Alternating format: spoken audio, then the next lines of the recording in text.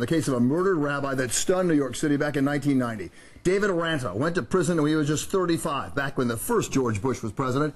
And now, 23 years later, now that prosecutors and the judge agree he was wrongly convicted, freedom is his. But the lead detective insists he did nothing wrong in this case. Eyewitness News reporter Tim Fleischer is at the courthouse in downtown Brooklyn with our lead story tonight. Tim. And Liz, this stunning turn of events resulting in a reversal of fortune for this once convicted man. Now he is a free man. This is overwhelming. Filled with emotions of being free, David Ranta wants nothing more than to move on with his life. This after only moments earlier he was in handcuffs standing before a judge. The defendant's motion to vacate the judgment of conviction is granted. David Ranta slips out of his handcuffs after serving more than 2 decades in prison for a murder he and his attorney claim he did not commit.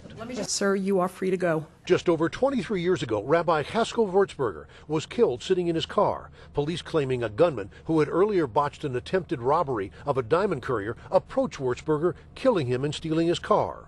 The rabbi's funeral drew thousands in the Hasidic community. Then Mayor David Dinkins also offering a $10,000 reward.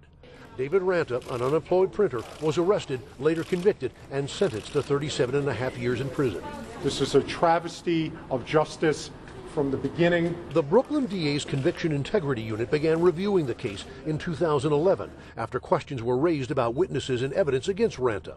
A witness who had indicated that his identification way back then had been induced. Others had even raised questions about the police work in the case, which detectives defended. I didn't do anything wrong. I stand by my investigation. Others in the Hasidic community are left now with many questions. Isaac Abraham was a close friend of the victim.